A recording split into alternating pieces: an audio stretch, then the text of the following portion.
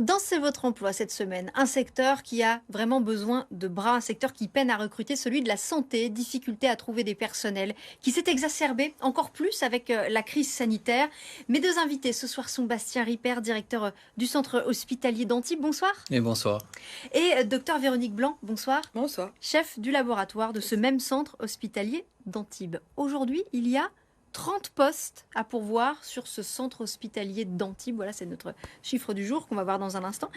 C'est considérable, 30 postes sur un nombre de personnel total de combien? Alors, l'hôpital d'Antibes, c'est 1850 agents aujourd'hui, donc ça reste quand même un nombre important. En particulier, ces 30 postes sont ciblés sur des professions en tension. Alors évidemment les infirmiers, dont on parle beaucoup aujourd'hui dans les points de difficulté, mais également d'autres métiers moins connus, mais tout aussi importants, qui font partie du soin, comme les techniciens de labo, ou encore les manipulateurs en radiologie, ou encore les assistants sociaux. On a des difficultés aujourd'hui pour recruter des assistants sociaux à l'hôpital. Oui, donc divers métiers finalement, et pas toujours les plus évidents. Vous dirigez donc le laboratoire au sein du centre hospitalier. Pendant toute cette crise du Covid, vous avez manqué de certains professionnels dans le laboratoire? Oui, tout à fait. On en manquait déjà avant parce que c'était un peu une profession peut-être méconnue et puis dont on a cru à l'ère de la robotisation dans les années précédentes qu'on pourrait limiter le nombre d'humains et en fait il s'est avéré que pas du tout.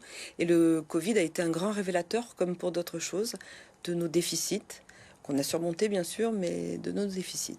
Oui, vous parlez de la robotisation, en fait c'est simplement que le métier change. Le métier change parce que effectivement, ça a permis d'avoir un petit peu moins de monde en quantité, mais la qualité des gens est encore plus exigeante puisqu'il faut avoir un spectre de compétences large, adaptatif, avoir des valeurs humaines parce qu'on travaille dans la santé.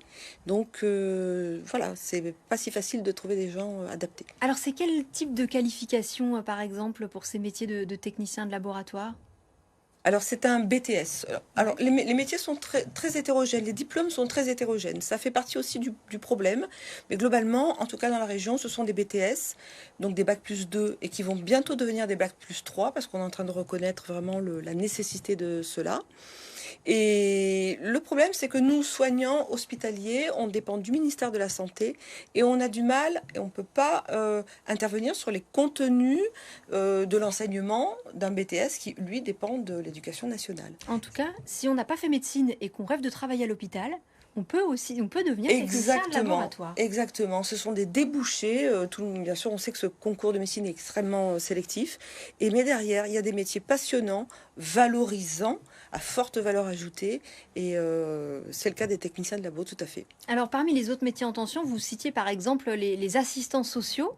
Mais c'est vrai qu'on ne sait pas forcément qu'il y a des assistants sociaux qui travaillent à l'hôpital. Oui, les assistants sociaux jouent un rôle crucial puisque l'hôpital public accueille notamment des patients qui parfois ont certaines difficultés, notamment sur un plan de la précarité.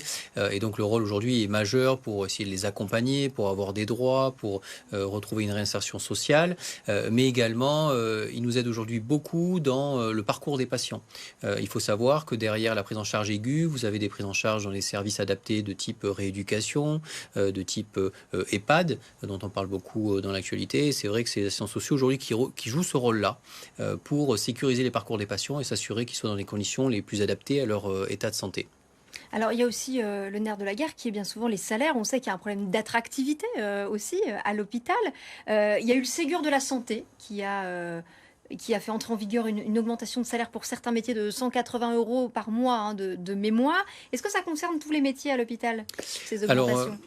Plusieurs réponses. Alors déjà, effectivement, il y a la question des rémunérations. Donc je vous confirme que pour tout l'hôpital, 180 € net par mois ont été attribués à l'ensemble des professionnels de l'hôpital, donc non médicaux, puisqu'il y a aussi une politique spéciale pour les médecins. Et puis en complément, pour tous les métiers soignants, il y a également eu une revalorisation des grilles indiciaires, et notamment je pense au personnel infirmier, mais aussi les techniciens de labo, qui ont eu une évolution complémentaire qui peut aller en moyenne de 80 € à 100 € net par mois. Et c'était l'objectif du ministre d'essayer d'arriver globalement à quasiment 300 € net d'augmentation pour tous, pour justement retravailler la question de la bonne rémunération. Parce que le deuxième sujet, qui est aujourd'hui un des points chroniques de difficulté, c'est le déséquilibre sur le marché du travail. C'est-à-dire qu'aujourd'hui, vous avez, on parle de l'hôpital d'Antibes, mais tous les hôpitaux, toutes les cliniques, le secteur libéral, il manque beaucoup de professionnels, infirmiers, aides-soignants, parce qu'il n'y a pas assez de professionnels formés par rapport aux besoins, et ça crée tous les jours effectivement les difficultés qu'on évoque sur le plan effectivement des nécessités de recrutement, mais aussi les tensions sur les salaires, puisque les personnes qui sont disponibles, du coup, revendiquent effectivement d'avoir un salaire plus juste, et c'est légitime. Et oui, c'est la loi de l'offre et de la demande sur le marché du Exactement. travail. Juste pour qu'on ait quelques exemples, technicien de laboratoire au centre hospitalier, ce serait quoi une fourchette de salaire? On peut donner un ordre d'idée? Je crois que M. Ripper peut me Alors, répondre. Ouais. oui, effectivement, on va dire en début de carrière, on démarre autour de 2 000 euros Oui. net par mois. Net par mois. Et puis, on peut arriver en fin de carrière autour des 3 000 euros net. Donc, c'est des points effectivement à évoquer. Et donc, ça, effectivement, c'est un des sujets sur lesquels on a beaucoup avancé. Et les autres points aussi que je peux évoquer, c'est qu'on a mis en place sur Antibes, pour s'adapter, un plan d'amélioration du recrutement et de la fidélisation des professionnels autour d'une trentaine d'axes que nous portons, qui va du Donc ça, en recrutement. clair, c'est une fois qu'on a recruté, arriver à garder les gens. Exactement. Alors déjà, bien recruter, c'est-à-dire donner envie de venir à l'hôpital d'Antibes, parce qu'on essaie de travailler la marque employeur, on essaye de faire en sorte de bien accueillir les professionnels lorsqu'ils se projettent chez nous. Moi, je souhaite qu'ils soient accueillis comme dans une famille. L'hôpital d'Antibes, c'est un hôpital qui est à taille humaine et qui garde des liens de proximité, de la connaissance les uns avec les autres. Et c'est des points sur lesquels on travaille. Il y a aussi beaucoup d'autres initiatives dont je pourrais parler, mais je sais que le temps est compté. Alors, la difficulté de conserver, de garder les personnels, ça vous le constatez, vous, il y a un fort turnover ou pas au niveau du laboratoire? Oui, c'est une tendance, je pense, qui existe dans d'autres professions. Il y a même des gens qui n'hésitent pas à changer de métier. Donc ça, il faut qu'on y réfléchisse et qu'on comprenne pourquoi. Parce que il y a des possibilités d'évolution dans l'encadrement, dans le management, dans la qualité, la bioinformatique. Il y a plein de débouchés, donc ils peuvent rester. Et il faut leur dire. Alors, il y a peut-être aussi un sujet sur l'attractivité de l'hôpital public. On est dans un département où il y a beaucoup de cliniques privées. Il y a aussi du côté de Monaco, avec, on le disait, parfois des salaires plus attractifs. Est-ce qu'aujourd'hui, il y a un problème d'attractivité à l'hôpital public? Moi, il me semble que l'hôpital public est attractif notamment par sa variété d'activités. L'une des grandes chances de l'hôpital aujourd'hui, c'est de proposer un panel très riche de services, une activité très riche, assez complexe, parce qu'on a la chance de prendre en charge sur un plan intellectuel les patients souvent les plus sévères, les plus graves.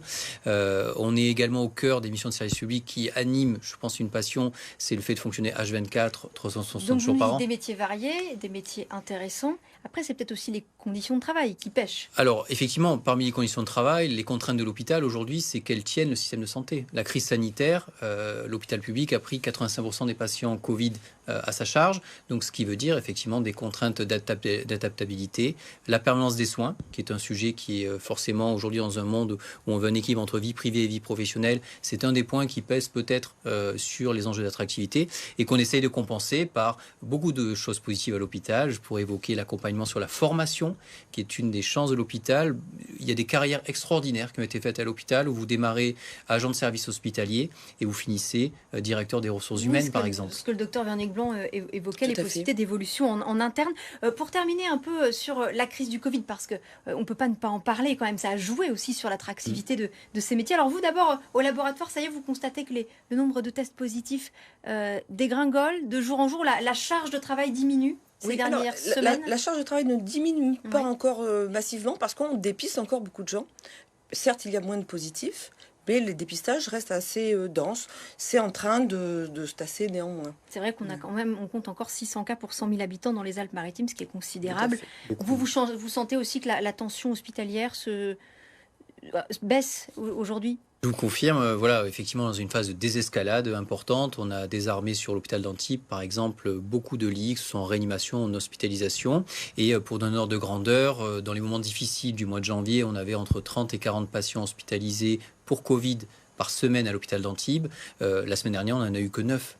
Et ça, c'est des signaux très, très clairs. Alors, d'un dernier mot, parce qu'il ne nous reste plus beaucoup de temps, il y a aussi un grand projet, je crois, pour l'hôpital d'Antibes, un projet d'agrandissement prochainement, c'est cela? Oui, alors vous parliez l'attractivité de l'hôpital public, c'est aussi avoir des projets.